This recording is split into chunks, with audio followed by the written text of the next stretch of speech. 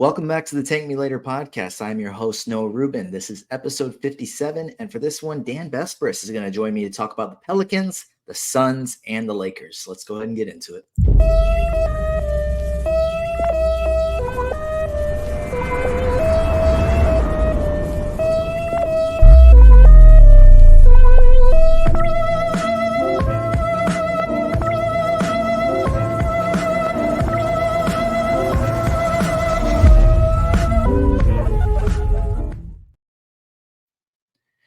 And quickly, before I bring Dan in, I just want to remind you that support for this Fantasy Basketball International podcast is brought to you by Manscaped, who is the best in men's below-the-waist grooming. Shaving your jewels doesn't have to be risky business anymore thanks to the Lawnmower 5.0 Ultra. This trimmer is all about keeping things smooth and safe so you can trim with confidence, treat your wrinkleberries, and join the 10 million men worldwide who trust Manscaped by going to manscaped.com to get 20% off plus free shipping with the code FBI20. With Manscaped, it's easy grooming, no surprises. We know every dude gets the heebie-jeebies when it's time for a close shave down under, especially when using the wrong tools. That's precisely why Manscaped is my go-to for those delicate spots. Trust me, this trimmer will be your crown jewel's new best buddy. Get 20% off plus free shipping with the code FBI20 at manscaped.com. That is 20% off plus free shipping with the code FBI20 at manscaped.com. Show your balls some love and feel free as a dove. As I said, I am Noah Rubin, and this is another episode of the Tank Me Later podcast. And I'm going to go ahead and bring in Dan Besbris from Old Man Squad Sports. Dan, do you know, and you probably do, who Liev Schreiber is? Absolutely. They filmed what's that show he was on with? I think it was on Showtime or something recently. Is it Ray Donovan? Yeah, they filmed that right around the corner from my place here. I live in like lower Brentwood in Southern California. They use the street called San Vicente for a lot of shows. Curb Your Enthusiasm uses it for a lot of stuff.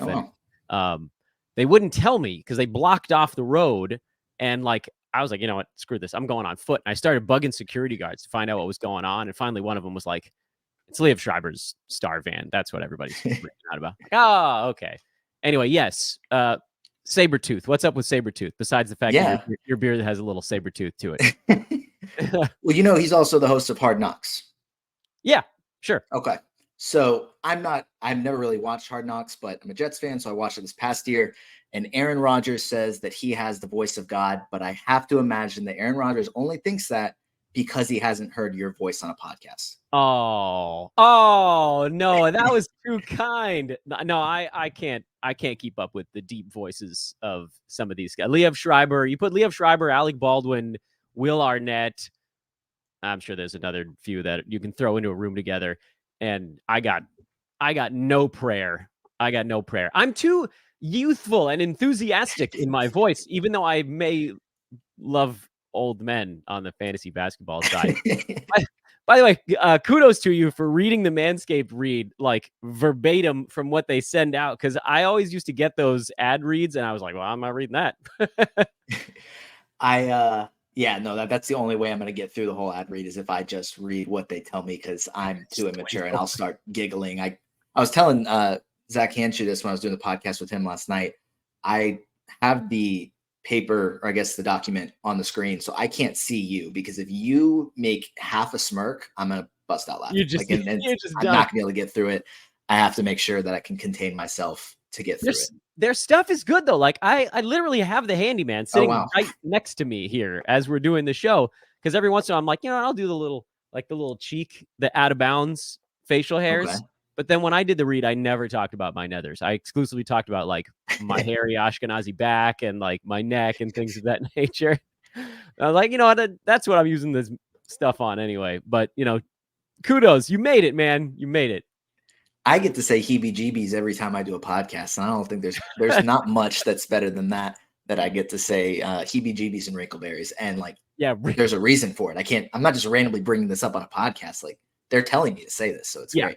Wrinkleberries is not something that is common in the fantasy basketball landscape, but you know, I guess Old Man Squad, they're probably extra wrinkly. I don't know. You've given a lot of Manscaped. This is my fault. I'm sorry. I took us right off the rails from the first moment. What should we talk about? Yeah, I mean, that's just the way it goes. We'll get off track, but I'm sure they're going to be happy that we did do a little bit more than just the ad read to talk about it. So shout out to Manscaped. Dan, you are the face of Roto basketball, I think, of Roto style scoring leagues. Like when God like help I'm all. sorry, I'm not trying to just like talk you up for the first 10 minutes of this by, comparing your, like, talking about your voice and not talking about Roto leagues. But seriously, like when we talk about Roto leagues, I'm like, oh shoot, I need to ask Dan how to do that, because I did one Roto league and pretty sure I either stopped setting my lineup halfway through or just got so far behind that I was like, okay, I should have done this very differently, apparently. If you could give me, I don't know, however brief you want to make it or however long you want to make it, why Roto? All right, so I think the big thing for Roto, two really big things for me. Number one is I basically play fantasy basketball to win money at this point, which, for better or worse, that's just sort of how it became for me. For a while, it was for fun, and then it was for both, and now it's like I need to win money, or I don't have the brain space or time to focus on a free league anymore. Because I mean, there's a better than 50-50 chance that a child of mine is going to come blasting into the room, and people are going to be like, oh yeah, that's why Dan doesn't have any time. So from a financial standpoint, playing Roto makes a lot of sense, because if you have a good team, if you draft well and you make good pickups and you're shrewd, you're going to win money, which I like. There is a very strong correlation between having a good team and winning money, stronger than head to head, where everybody knows, and this is sort of the flip side of this thing, I don't want my league determined by some, random injury in mid-March. That seems unfortunate. People are like, oh, well, that's a lot like how real NBA would be. If a good player went down in the playoffs, that team would lose.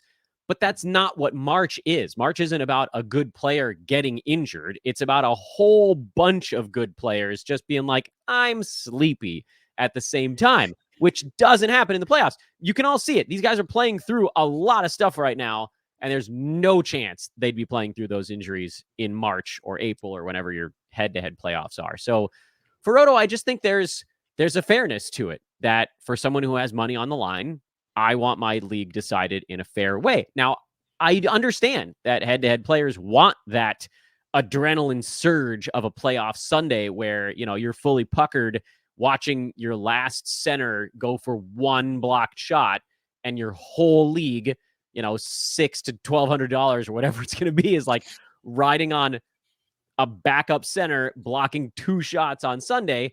I get it. That's, but just bet on the game. You can, like, sports books are prevalent now. You can do offshores if you're in a state where it's not condoned.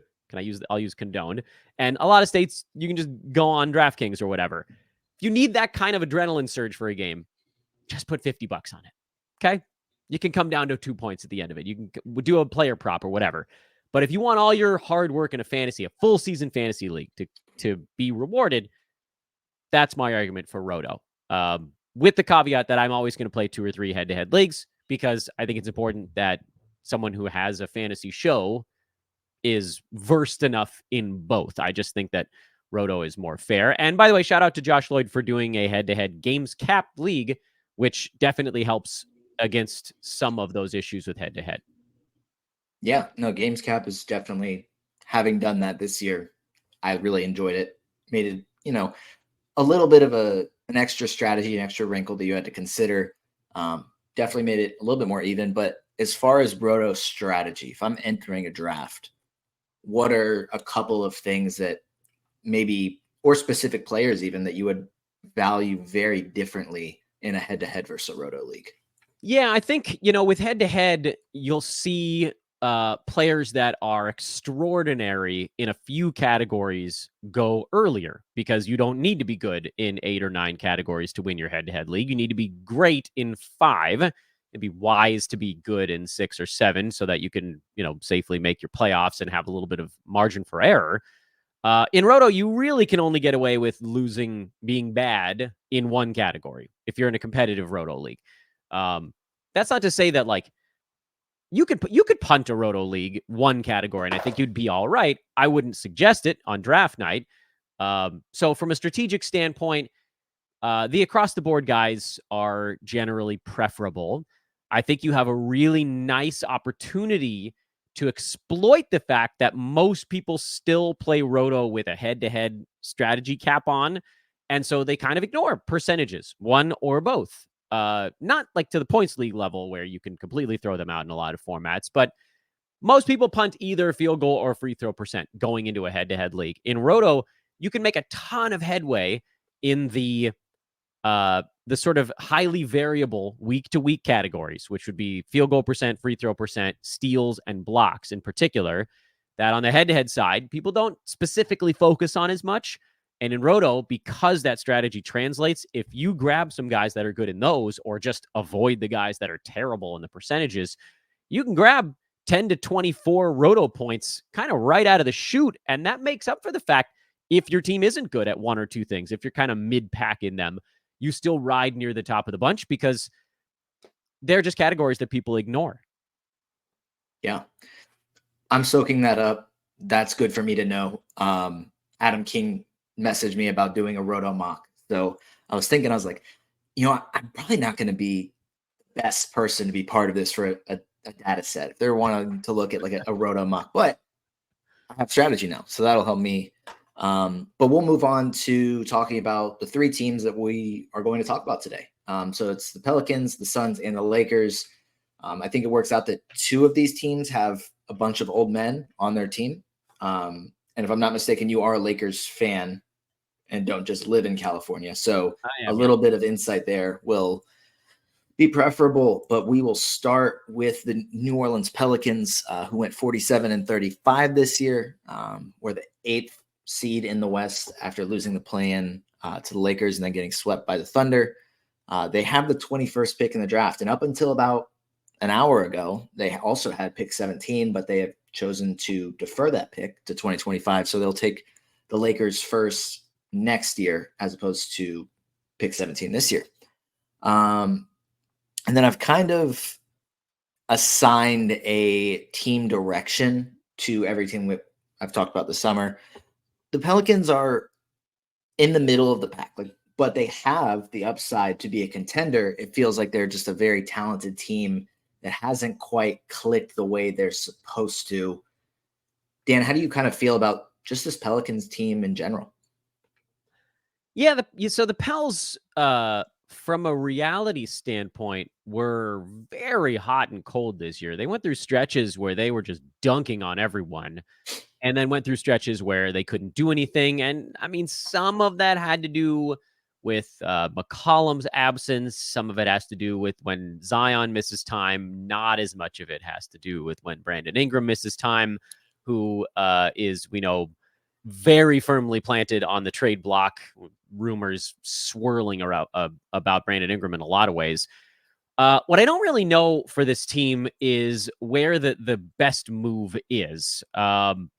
Shoring up the center spot has to be among the ideas, unless they go full Zion at the 5, because Valanciunas, who was an old man squad guy for many, many years, but we kind of knew at some point he was going to get marginalized in the modern NBA, and with Zion healthier this year, that kind of pushed him down the board as the season went on. And then Larry Nance, who I also love when he gets 28 minutes fantasy-wise, but he's not a full-time starting caliber center.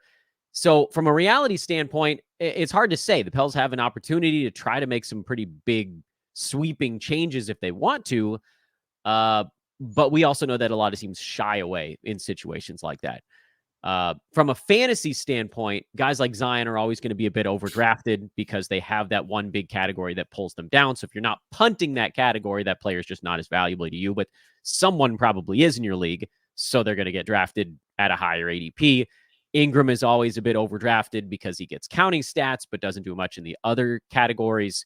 And you got his name on the board there. Trey Murphy is the guy that kind of sneaks in for this team because one of the key guys is always hurt.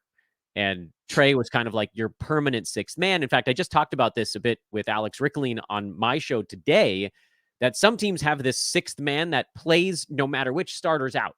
And Trey Murphy was kind of that guy for the Pels, like Al Horford was for the Celtics. So you really only needed, he was like top 115 kind of range when the team was fully healthy. But, 40, 50 out of the 80 games during the year, some guy is going to be out for that team. whether it's Herb Jones or Zion or Ingram or McCollum or even like Dyson Daniels, who was hurt for a while during the year, something was going to free up like 4 to 6 more minutes and 2 or 3 extra shots for Murphy, who then jumps from 100 range to 60 range. So he's the guy to me that kind of fits the old man style build, even if he's not an old dude, because he's not super loud. He's percentages. He'll get you a few defensive stats, and he doesn't really hurt you. So he's a guy that I think I would look at, and I think a guy that they probably free up some space for going forward.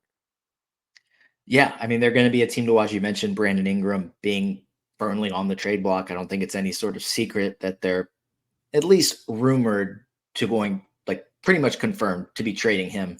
It's just a matter of where at this point. You also mentioned injuries. They had so many issues with that, which brings us to specifically talking about Zion. But it's not necessarily because he had so many injuries this year, because he played a career high 70 games, but then first play-in game, he hurts his hammy, which really stinks. He had 40 points, 11 rebounds, 5 assists in that play-in game before going down. And then obviously they didn't win anything in the postseason without him. So just looking at Zion's season, 22.9 points, 5.8 rebounds, 5 assists, 1.1 steals, 0.7 blocks. We know he's not hitting threes. We know he's missing free throws. We know he's turning the ball over. Totally fine. We just expect that. But career high for games, career high for assists. There was a stretch where people were saying, hey, Zion now, and it's a fun thing. Like, he had showed improvement as a playmaker. But all of this just comes down to how healthy is this guy going to be? And it kind of stinks, but there's probably 10 to 15 guys in the NBA where when you're drafting in fantasy, you just have to ask, hey, do I trust this guy to stay healthy? But Zion's one of those guys. So, Dan, how much do you trust Zion if you're going into a draft? I mean, 71 games was, I think you'd have to consider that a massive win on the health side this year. But for me, again, with like a roto guy, if you're not punting free throw, I don't know how he's a guy you target, because his rank, if you're including free throw percent, was around the edge of the top 100. And I get that that's not a perfect encapsulation of what he does, because 23, 6, and 5 with a steal and good field goal percent, he has 1, 2, 2.5-ish categories where he's a pretty big positive for your team. But he is someone that falls in my eyes as the type of guy that I would describe as a head-to-head type build player, where he's just like, if you take him in roto, you're going to have to take him probably in the top 70 range. That's where he was much higher than that. And then this year he fell to like 70, 75-ish. And there was a shot he'd get to that, because I think he was in the 60s before he got hurt the prior year, or maybe it was 2 seasons back. The brain is a bit of mush these days. But with the free throw percent, there's just sort of no way that he can blow past that, because he's not a big defensive stats guy. He's fine there. He was better than in seasons past, but he's not going to blow you away. So now you're looking at him, you're like, okay, on the roto side, is this guy actually going to kind of do more damage to my team than help? And the answer was yes for roto. Now, head to head, it's a different story. If you're punting free throw, he helps way more than he hurts. A lot of teams are throwing turnovers away on head-to-head, not like a hard punt where you're trying to lose them, but you're just kind of ignoring it because you figure if you're not in a games cap head-to-head, you're trying to rack up games played, you have a decent shot to lose turnovers just because anyway. Mm-hmm. So you start to throw out 1 or 2 things that he does poorly, his value skyrockets. And I know this kind of falls into that -1 way of ranking players, and that's what I describe as a head-to-head ranking system. So injury-wise, he's not going to be a guy that I fully trust. I know this was better for him. If he does it again, fantastic. But he isn't even really a guy that I'm eyeballing hard anyway. So I feel almost fortunate that I don't have to worry about whether he's going to be healthy, because regardless, he's almost definitely not going to fall far enough for me to draft him. Yeah, that's fair. I don't think I had Zion in any leagues this year. Maybe one, mostly in mock drafts where I went in head-to-head, Giannis, Sabonis, and then got Zion in round 4 or 5 probably. Exactly. Field goal percentage, bad free throws, bad turnovers, no threes, but we have 6 really strong categories there. Yeah, I mean that's like we're right on the same thing. Yeah. Totally with you. Yeah. So there's obviously in New Orleans like quite a few young, exciting guys. Probably 9 guys we could talk about. Obviously, we're gonna have this be a little bit more condensed than going through the entire Pelicans roster. Plus I talk too much. We, We you're not we alone there. We, the Suns and Lakers have significantly fewer players to talk about, but still, we're not gonna be able to get through every Pelicans player. But one of the polarizing guys, and somebody you already brought up, we talked about a little bit, Brandon Ingram, who probably, I think, just had his worst season as a Pelican, averaged 20.8 points, 5.1 rebounds, 5.7 assists, 1.3 threes in 64 games played. His value is, I would say, very low at this point, both in fantasy, whether it's dynasty leagues or redraft, as well as just probably his trade value is a little bit lower than it was, say, a year or two ago. We've talked about him pretty much a lock to be traded at this point. Do you think his fantasy value or his overall image, is there either that can be reset, a fresh start is going to help him, and boom, value goes right back up? And if you can, if I'm not meaning to throw you on the spot here, but if you can think of a situation that you think, hey, like that is ideal, they would, match made in heaven. Brandon Ingram helps them. They help Brandon Ingram for fantasy. Everything's great here. Or is this just kind of like just not as in on Brandon Ingram anymore? Yeah, I've kind of been out on Ingram for a long time. There was the one wild year right after he went from the Lakers to the Pels where his three-pointers jumped from half to 2.5 a game. Mm-hmm. Free throw percentage jumped from 67 to 85, and his steals doubled from a half a steal to a full steal. And that was this year where it was like, whoa, wait a minute, who the hell is this dude? And then pretty much every year since then, most of that stuff has leveled off. Like the steals came back down where you expected. The other stuff stayed somewhat constant, and he became a pretty damn predictable player. The difference this year, I think, was just that the other guys on the Pels were healthier. Zion was there most of the season, and McCollum was there, not the whole season, but most of it. So you saw Ingram, instead of getting 18 and a half shots a game, he was down at 16, which, it's not a massive drop off, but it's the kind of drop off you expect when he's part of like a big 3 or a big 4 instead of a big 2. Because for a lot of the time, he was the guy. He had to go out there and take 20 shots a game because McCollum had the pneumothorax or whatever he had going on, and Zion blew out his leg and missed 3 years in a row. I exaggerate a tad, but I think everybody kind of knows where I'm coming from there. So to me, this was not a massive change on like who he is as a basketball player, but a tweak on how much he was expected to do on a night-to-night basis. So yes, I do see a way that he could kind of rehabilitate his value, and that's going to a place where he's part of kind of a two-man offensive game instead of 3 or 4. Does that happen?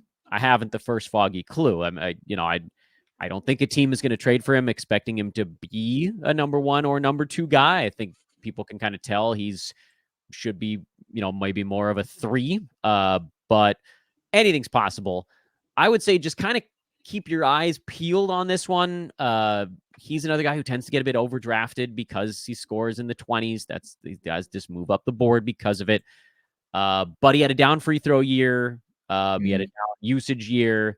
There is a universe where I look at Brandon Ingram this coming season and think maybe, which is a big step up from most seasons where I was like, nope, and just sort of swiped left right away.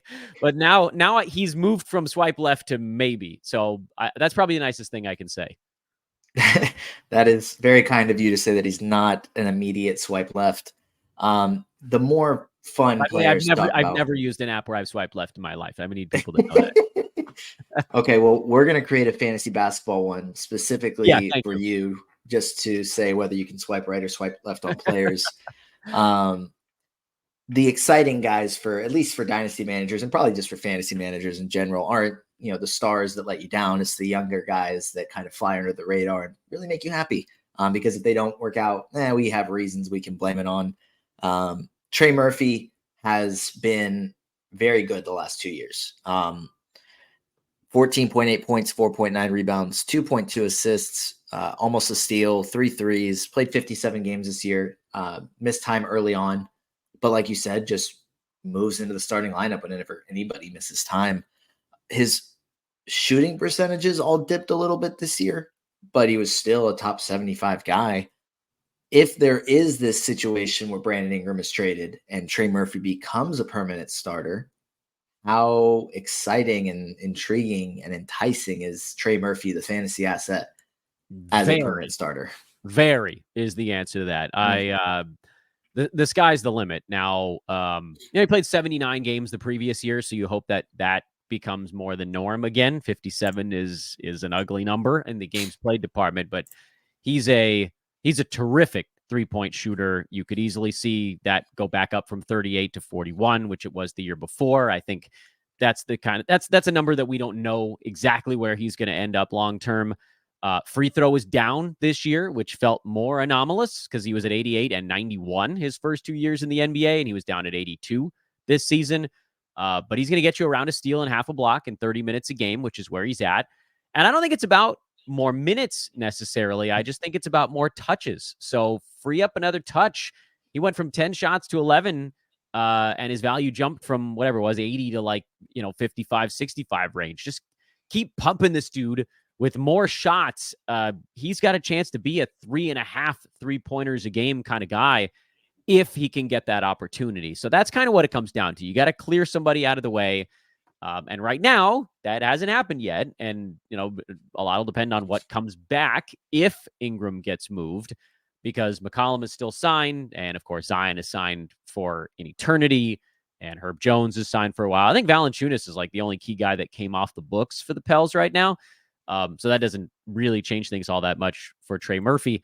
But the nice thing about Murphy, without, again, going off on some sort of soliloquy here, is that because his numbers are not all that eye-popping and his value is boosted by ultra-low turnovers, I don't think he's a guy that's going to get overdrafted this coming year unless he gets thrust into a larger role. So I almost hope that he doesn't.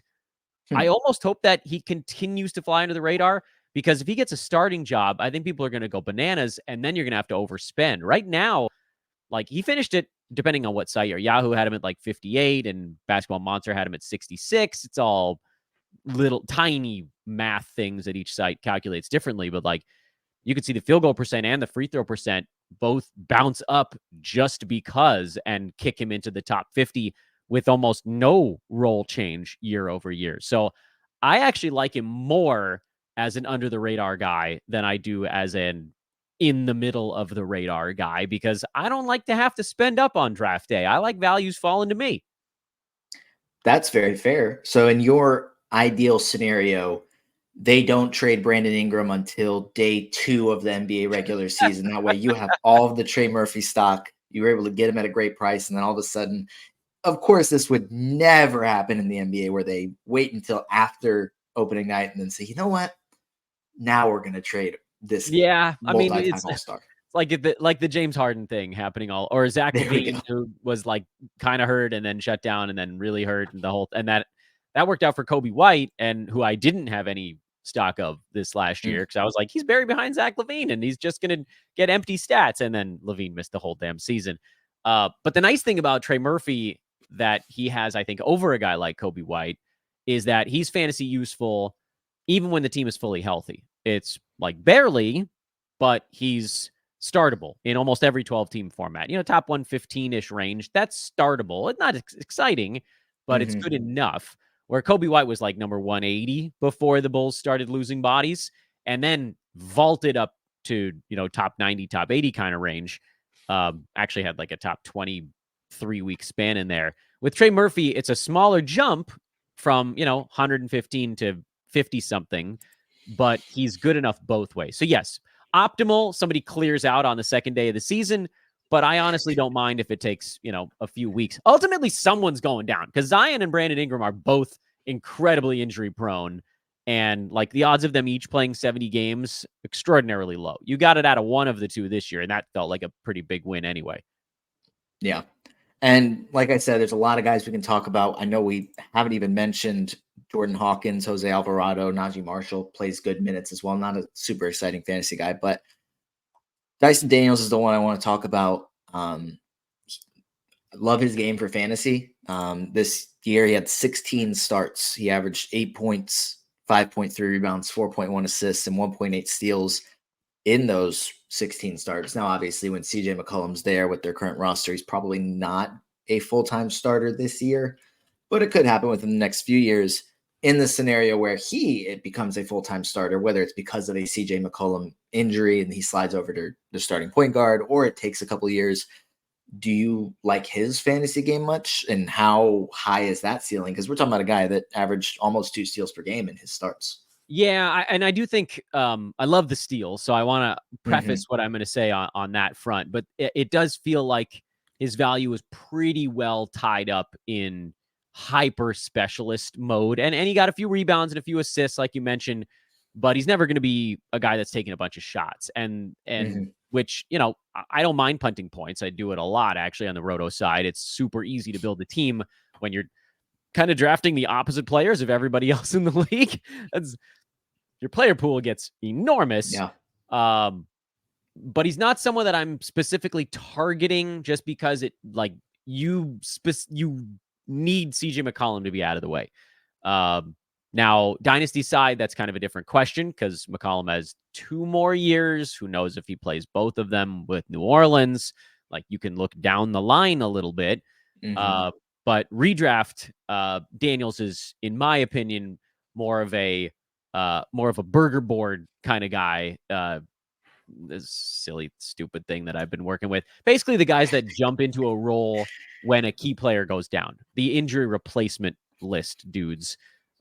And certainly if you're targeting steals, he vaults all the way to the tippy top of that.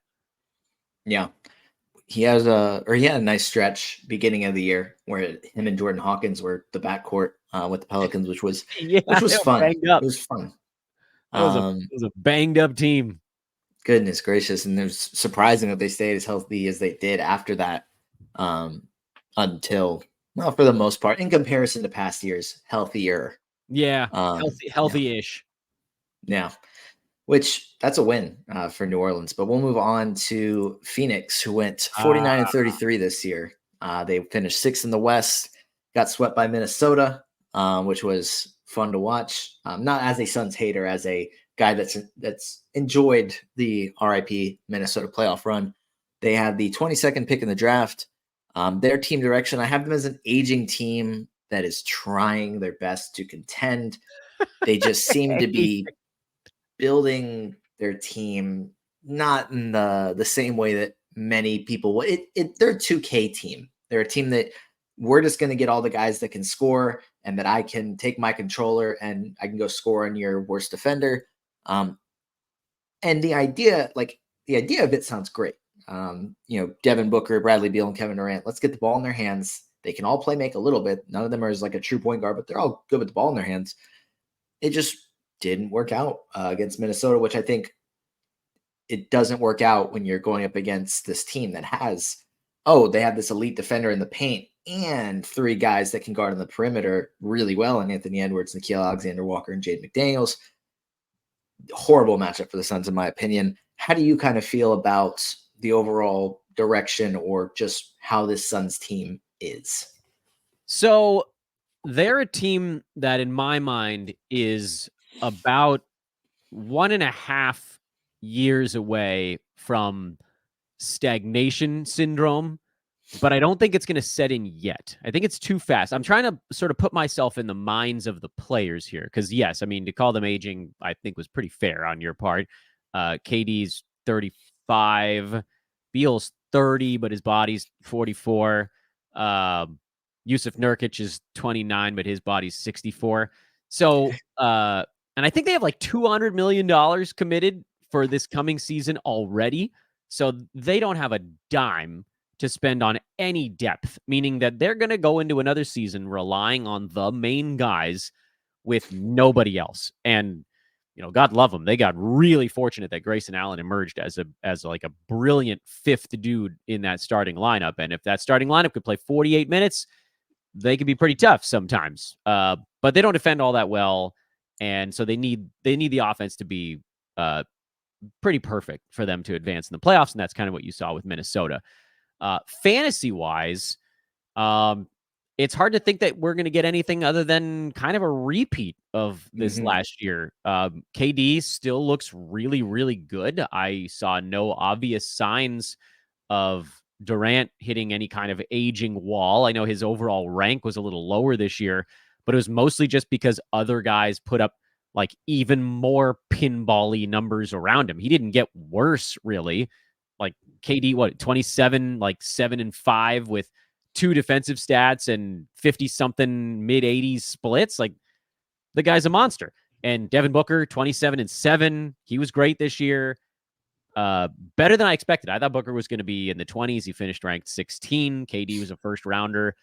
And then you get to the other guys where Beal was not someone I was targeting at all. Like, going into this year, he looked exactly like the guy in the big three that was going to be going, when do I get to do stuff, guys? And he was also hurt on top of that. Nurk is sort of like, he aged very quickly. He'll be fine as, your second or third center. He finished like right near the edge of the top 100. I think you can probably expect that kind of thing again. And then Grayson Allen's probably going to get underdrafted because I don't think anybody believes he's going to shoot. He's going to be pushing 50, 40, 90 for this coming season. And that's fine because he finished at 58. And frankly, I'd be surprised if he gets drafted last year inside the top 85 just because people don't trust it. And he's not super exciting. So he may be somebody that ends up on some old man squad rosters, depending on what ADP on Allen looks like. But one thing I don't think we need to worry about for the Suns, and then I'll once again try to stop myself from yammering, is I don't think they're ready to give up as a group yet. Beal was hurt a lot this season. Booker was hurt early, relatively healthy from that point on. KD was relatively healthy. But I think they can convince themselves that, with the coaching change, they got Coach Bud, maybe a healthier season out of Beal. They can be like, oh, look, like, let's give it another go. We didn't get to see what it was this last year, even though we all saw from the outside. We're like, oh, that's an old ass team that's not guarding anybody. But they in the locker room can be like, yes, let's try this. Let's give it a healthy run.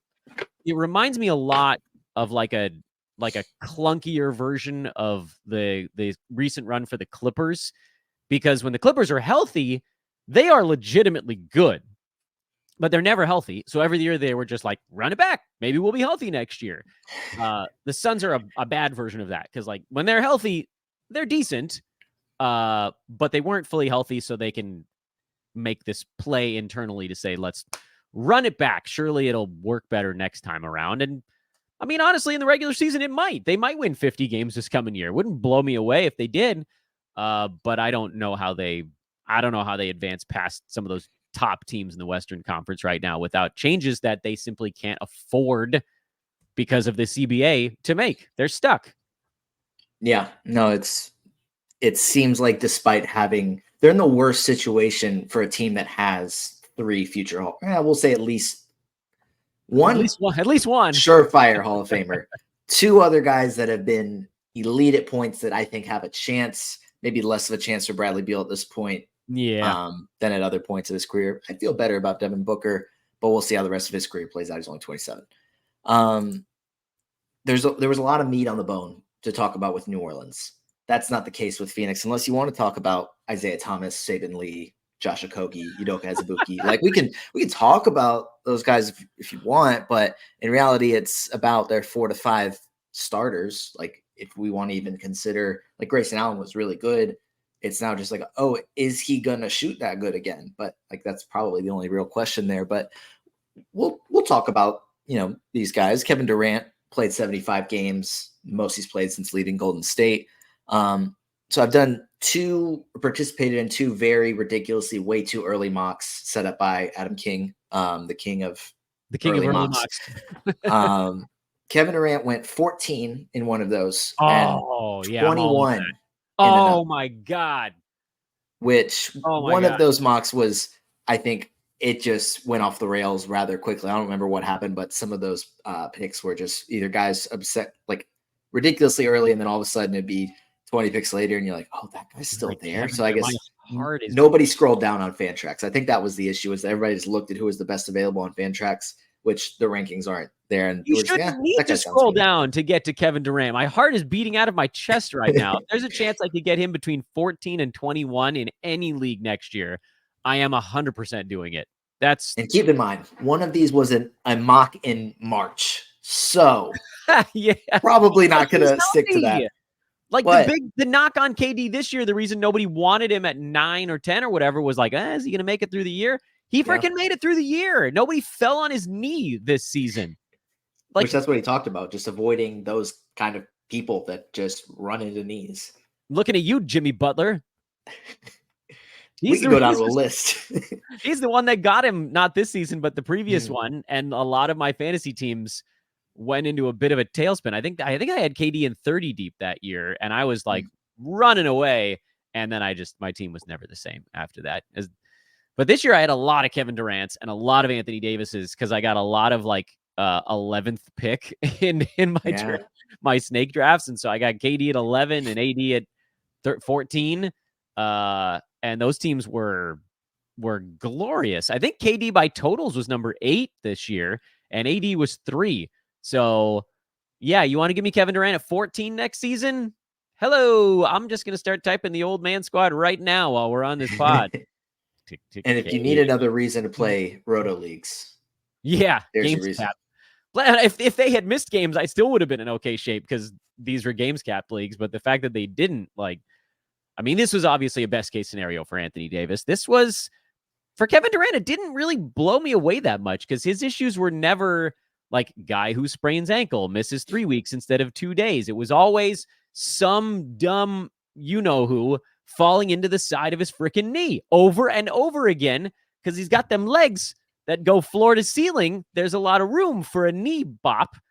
But he got out of the way this year. Nice move, KD. Please do it again next year, when you're clearly going to be my second round pick in every single league.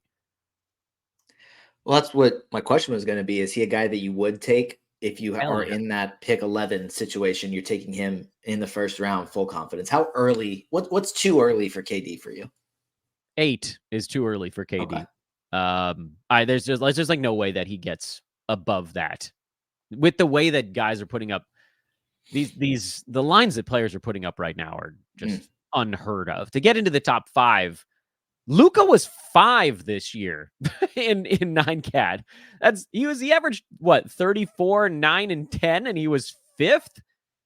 It's impossible. And that was with Wemby not in the top 5, which he probably will be next year. It's too hard to be a top 5 fantasy player. But I guess it'll come down to who. I have no idea who's gonna go, because like Tatum was going 6, 7, 8 this year, and he probably doesn't go that early again. Steph was in that range. He probably doesn't go there. So, depending on who bounces into that range, that may determine. But I feel like 7, 8 is probably a little too early for KD. If you can get him 9 or later, I think I'm probably all right with it. But that was a little bit of an eyeballing on my part. Yeah. Off the top of my head, randomly popped into me. Who you drafting first next year, AD or KD? I'm probably going Durant over Anthony Davis. I can't believe that AD can play this many games 2 seasons in a row. Although we saw how terrible the Lakers were when he sat. A lot of that comes down to whether or not the Lakers get off to a decent start. If they win some games earlier in the year, I think you'll see Anthony Davis sit out a lot of nagging injury games that he played through this season, where I think KD just wants to ball like almost more than anyone in the NBA.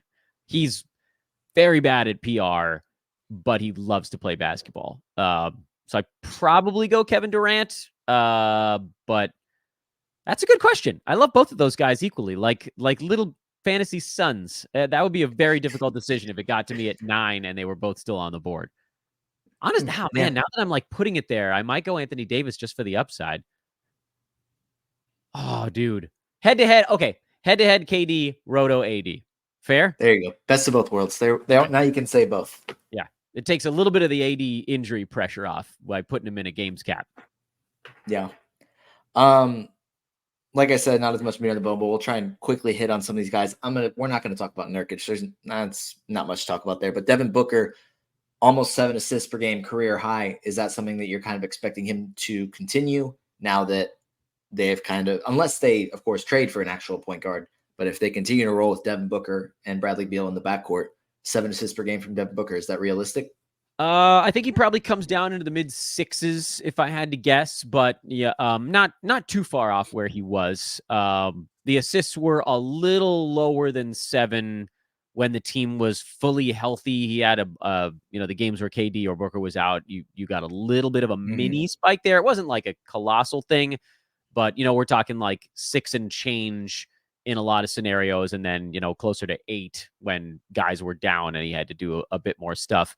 I will give Booker this, though. The fact that he was able to maintain the usage that he had this year, despite being in kind of that big 3 scenario, that was really nice. So he's a very safe, in my opinion, kind of very early second round pick. I think he can get pretty close to repeating what he did this last year.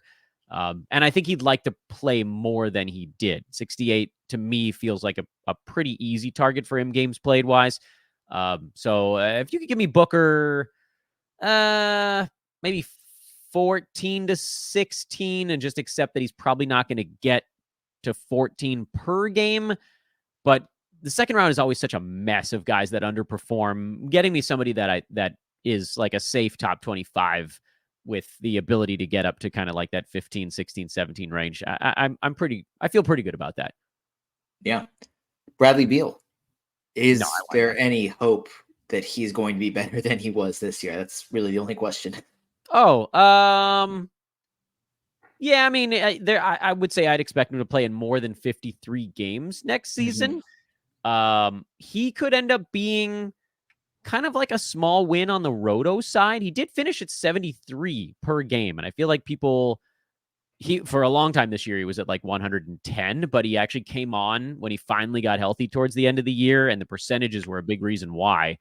So I'm actually not as super out on Beal as many. I was very down on him this year because you still had to spend, a 55, 60 range pick to get him. But if he falls around from there, I think that he's a guy that could then kind of beat his ADP. I think he can get back into that 50 to 60 range this coming season. And I think you probably can get him 60s, 70s. Again, we're guessing on ADP right now because it's the last day of March or May, excuse me. It's one of them M months. But Beal at 18, 4, and 5 on really good percentages is, to me, kind of repeatable. And you throw a little health in that, and it might even get a little bit better. Yeah. And he went in one of these mocks that I have the numbers pulled up. He went 75th. So I think I'm okay with that. That's pretty fair. Yeah. We'll talk about the Lakers now because they went, there's a little bit more to talk about here than with the Suns. They went 47 and 35. Again, beat the Pelicans in the first round of the play-in, or the first play-in game, then lost to Denver in 5 games. They have the 17th pick now that the Pelicans have deferred it. So there you go. Bronny James, lock it in, 17th pick. And just like the Suns, they're an aging team trying to contend. There's a little bit more exciting youth there in Austin Reeves. Rui Hachimura is still fairly young, more than Phoenix, I guess is kind of my point. Now there's like a ton of young, exciting guys there, but more than Phoenix, like 29 other teams. Yeah. You're a fan of the Lakers. How do you feel about them? Because I feel like fans of teams have either very biased opinions or just very real opinions because they're watching them all. Well, I consider myself a pretty pragmatic Laker fan, for whatever that's worth. And the one thing that really jumped out this year was that they were complete dog do without Anthony Davis. He missed 5 total games this year. It might have even been less than that. What was the final number on AD? 6 games this season. I think they won 1 of them. And I think it was that weird game in Boston where both he and LeBron were out. And Boston was like, oh, this won't be a problem. And then the Lakers beat them. So as I look towards free agency, it does feel like Lakers addressing the center position besides Anthony Davis has to be at the top of the barrel because Jackson Hayes and Christian Wood just didn't get it done. They need somebody else that can do something there. I keep thinking LeBron's going to age, and he continues to go full android mode and doesn't. I don't know what that man is made of, but it's not traditional human body parts. So to that end, like as a fan, I don't know how this team gets a whole lot better. I know that there's rumors of them going star hunting with trade pieces this offseason, but it does still kind of feel like 2 or 3 other teams have better packages that they can offer. I don't think D'Angelo Russell is back. He was vilified by the Lakers coaching staff, by Lakers fan base, which in my opinion was misguided because he was the best shooter on the team and they were way better when he was a part of what they were doing this season, which means I like the Lakers could get worse year over year. They were largely healthy. LeBron and AD were largely healthy this season, and that was what they turned out. And I get it, Rui being inserted in the starting lineup, again, waiting until halfway through the year for whatever reason. Jared Vanderbilt was hurt pretty much the entire year, and that was annoying because he's the other guy that can guard somebody. But I don't like slotting Gabe Vincent into D'Lo's spot makes them worse. It just does. D'Lo's a better offensive player, and the gap there on offense is bigger than what they gain by having Vincent playing defense instead of D'Lo, especially during the regular season when nobody really plays any defense anyway. So I'm a little worried from that standpoint, and I think that's probably why the Lakers are going to do something weird at head coach and try to go star hunting because they're like, look, if we just roll the same pieces out there and we can't get D'Lo to re-sign, we get worse. And LeBron will not be okay with that. And the fan base won't be okay with that. So I think the Lakers are going to roll the dice and do something nuts. And how that goes, I don't know. Whether it's like I know they want Donovan Mitchell. Good luck. You're not going to get him. Trae Young is probably more attainable because the league is kind of caught up to the fact that he's sort of a high floor, low ceiling kind of guy when he's the dude in charge. But, maybe putting him alongside someone like an AD, maybe that's the type of thing that unlocks it a little bit. So fantasy wise, this is all a very long way of saying I have no idea what the peripheral guys are going to look like next year. With Anthony Davis, I think you can expect him to be top of the heap again. He's a first rounder as long as the free throws are going in, 80% or better. I still think LeBron, it's like you kind of need to fade and just know it's coming one of these years. Is the health going to be there again? I don't know. Is he going to be as great shooting 3-pointers again this coming season? That was a big jump again this past year. He blew me away. LeBron ended up as a draft day value after I didn't think he was going to be, but that also probably means that folks are going to go back to drafting him a little sooner again. So AD, I think probably someone I would target. LeBron, probably somebody I would consider not doing so. And then for everybody else, I think you're blindfold dart throwing right now because Austin Reeves might be on the Atlanta Hawks in 2 months. Even though they quote unquote really would prefer to go forward with Reeves. All right, well, believe it when I see it. Yeah. At this point, we really don't know much, but got to talk about it. So fair. Right now, we need to wait and see who the head coach is. I think is the first domino that needs to fall. Like, is it JJ Redick or is it somebody else? It kind of seems like it might be JJ Redick, which is interesting. Interesting dynamic to go from co-host on a podcast to a head coach player relationship. In my mind, it's just very difficult to imagine wanting to become the head coach after being co-host on a podcast. Just such an interesting dynamic. But if they feel the need to give it a go, then sure. But talking about LeBron, he opted out. Pretty much a guarantee that he's going to resign, though it seems like the aforementioned Phoenix Suns are going to see what they can do about making a run at getting him and making the even more 2K-ish team where you're just again just throwing these stars together. No idea. I'm just saying I'm repeating what I see on Twitter. Yeah, which is an interesting strategy for podcasts. Maybe I need to rethink that one. But for LeBron, from a fantasy perspective, you mentioned like he's a guy like he has been a cyborg with his health and his at his age and his production. Played 71 games last year, 35.3 minutes per game. I think is even more eye-opening because I can't imagine him playing 70 games again, especially at his age. I really can't see him playing 35 minutes per game again, which is going to bring all these numbers down. I mean, I can't imagine taking him in round 2. I would assume more of a round 3 or 4 guy. How do you feel about LeBron?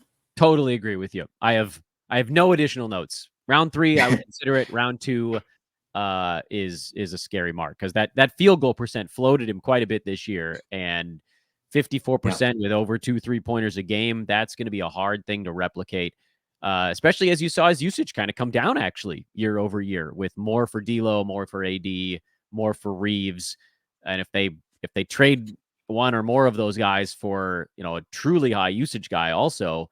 LeBron doesn't want to have to do everything. And I don't blame him, man. I'm 6 months older than LeBron James, and I am creaky as hell.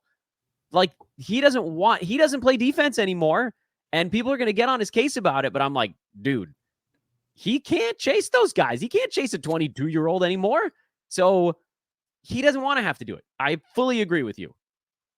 You and LeBron, just 2 podcast hosts living in California, 6 months Yeah. apart. Creaky bodies, like, you get it. You get it. The funny thing too, by the way, is like we technically live in the same neighborhood, but there's like lower Brentwood and upper Brentwood. So I'm in a 2-bedroom, 2-bath apartment, and he's in a $45 million house. But I could drive to his house in 4 minutes, I think. Oh, wow. Which is another reason, by the way, I don't think he's leaving Los Angeles. He's pretty well planted here. It's nice in West LA. And rent control. So I don't think I can ever leave this place. Even when both of my kids are like 17 and 14, sharing this tiny room right across the hall, they just sleep right on top of each other. Sorry, kids, you're going to watch this podcast in a decade and you're going to find out your dad said he's never getting you your own space. Boom. Take that, children. Well, at least it's out in the open now. So if they want to go back and figure out why, now they know. They can just have this as a resource. Log it. For Anthony Davis, we mentioned he played 76 games and he was a top 5 guy in per game value. And you mentioned 3rd in total value. How much confidence do you have in his ability to, you're already shaking your head, but I guess either play somewhere close to that amount, not 76 games, but 70 games, 65 games? Like, where are you kind of expecting here? I would probably have AD around 68 if I'm handicapping it, about 14 games missed. And then you sort of hope, like you could do it where you say, okay, 68, and then is it going to fall within 4 or 5 games on either side of that? That's fine. In a games cap format, you kind of just pick your target and say, okay, if he gets to that, where does he finish totals wise? And then what does each game beyond that do for your final ranking? And so, if he goes at the end of the first round, beginning of the second round, again, he probably becomes a risk worth taking. But if you have to go top 5 to get him where he finished, he probably doesn't, because odds he plays 76 games again, next to nothing. As much as I want it to happen, that's extraordinarily low. But because the injury history is there, I don't think that one healthy year for him is going to change the way that everybody feels about AD's body. Because even in a year where he played 76 games, he still left 30 of them in the second quarter to go get an ankle taped or use the toilet or whatever he was doing in the locker room. And like, most people just don't want that heartache on a night-to-night basis. So that's a tough one, because head-to-head, if you get a first rounder that's injured, your season just goes up in flames. You can work around it a little better in Roto, but he's a tough one. Yeah. Because he's going to be elite when he's on the floor. It's just a matter of how healthy can he be. Another guy that was very healthy, played all 82 games, Austin Reeves, averaged almost 16 points, a little over 4 boards, 5.5 assists, almost 2 threes.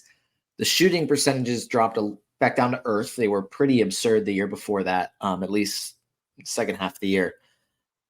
How much better, like, are you an Austin Reeves truther? Like, do you believe he has all-star, borderline all-star upside, or are you just like, hey, like, we found this guy undrafted, he's really good? Yeah, I like him. I like him. I think he's pretty good. I don't think he's an all-star. I don't think he ever will be, unless you put him as like the guy on a really bad team where he can take 16, 17 shots a game and score 20 some odd points.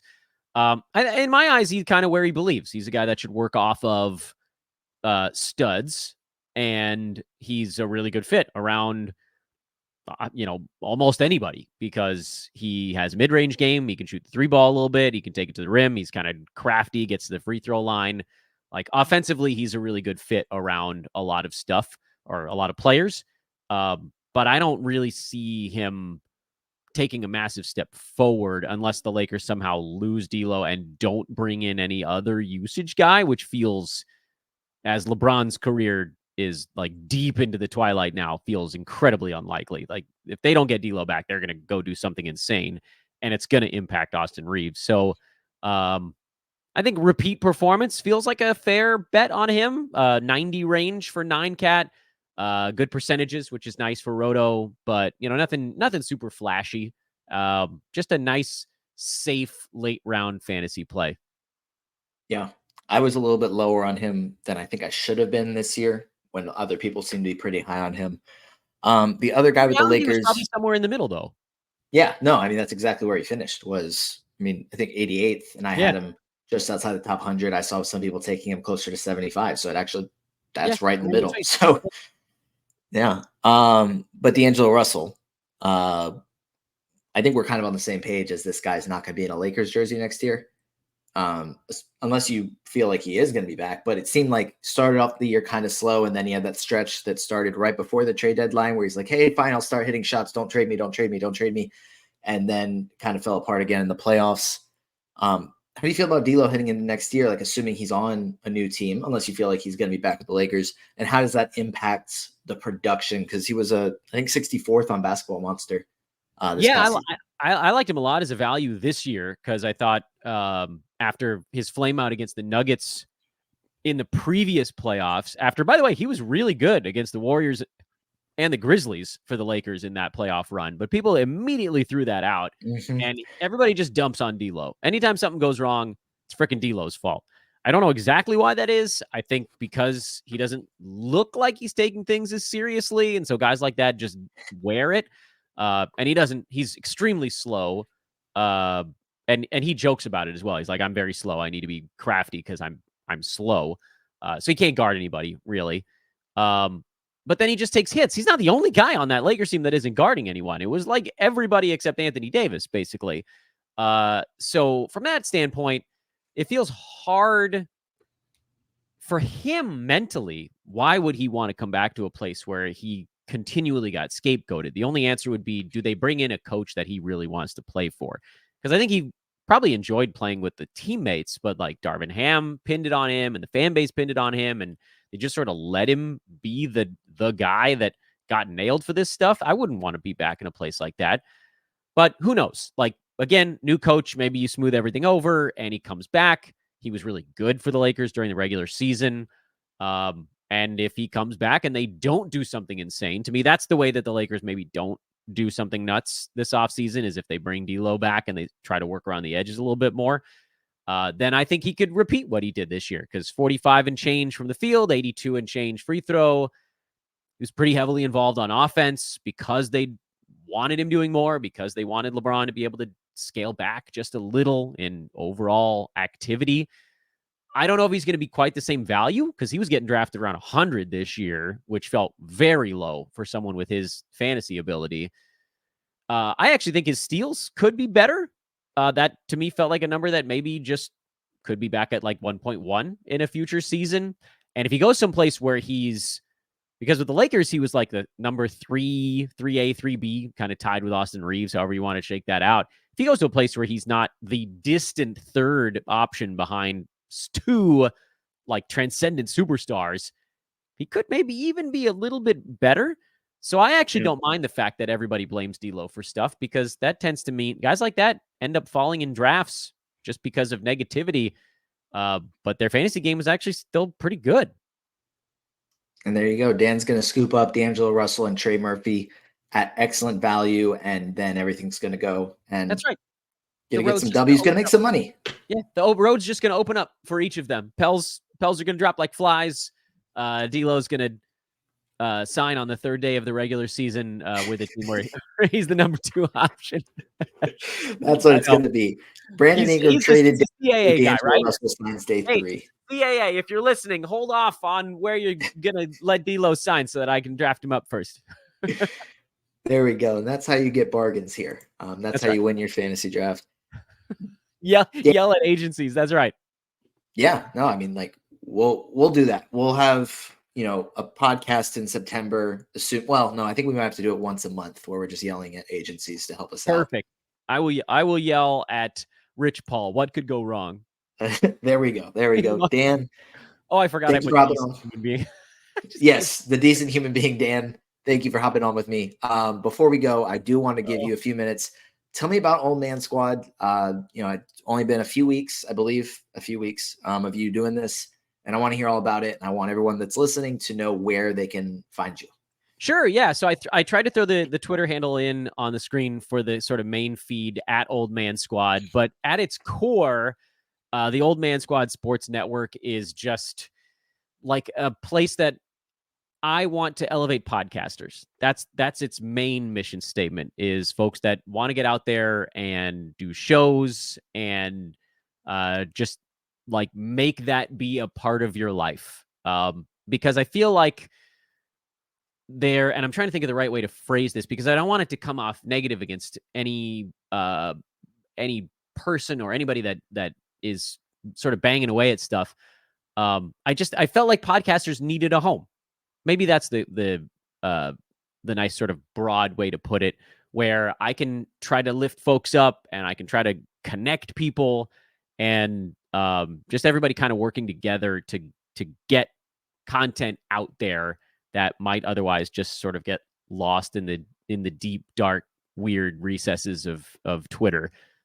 So that's the Old Man Squad Sports Network. You don't have to be an old man to be a part of it. Folks that don't know, that has to do with the way that I draft my fantasy team. The Old Man Squad is my roster in fantasy leagues. But a lot of really cool folks have already reached out about it. I think we're up to 9 or 10 shows on it in 2.5 weeks. I was not prepared to take this many phone calls right when I was trying to relaunch my own fantasy pod, the Old Man Squad Fantasy Basketball Podcast. Because ultimately that's the main project for me, which is great. You and I are probably going to be doing a show on that feed next week if timing works out. It'll be soon one way or the other. And it's just an opportunity for me to talk to all of these amazing analysts that you're kind enough, Noah, to have me on your show as well. And just collaborate and lift and have a damn good time doing it as well. So that's the kind of core stuff. I know that was sort of schmaltzy, rainbows, unicorns, and candy canes and all that kind of stuff. But calling it Podcast Utopia felt like an almost guaranteed way for it to become a dystopian future for podcasting. So I went with Old Man Squad instead, because I didn't need like a Soylent Green thing going on. Well, that's what fantasy basketball should be, as far as the sunshines and rainbows and candy canes and lollipops. Like, that's what it is. It's a fun game. Podcasts, they're fun. We just hop on here and talk about fantasy sports or sports in general. And there you go. There you go, right there. This is what I have on my desk. I have a box of Nerds and a handyman from Manscaped. I also have a tube of hydrocortisone because I got bug bites. It's tough to be an old man, people. It's tough. Don't do it. Well, that's how you earn the name Old Man Squad, is you keep your Manscaped razor, your hydrocortisone cream, and your pack of Nerds. That's how you do it. Oh my God. What have I Dan, done? thank you again for joining me. You can follow him on Twitter at Dan Besbris, and you can also give at Old Man Squad a follow to keep up with these 9 to 10, and I'm sure more coming podcasts. Keep up with all those. But that's going to do it for this episode of the Tank Me Later podcast. Like, rate, review, subscribe, whatever platform you're on, however that works, whatever you want to do, helps out a ton. But again, thank you everyone for listening, and I will see you guys next time. You just listened to another episode from the Fantasy Basketball International Podcast Network. Thanks for joining us. And for more information about joining our community, please check out our website at fbibasketball.com.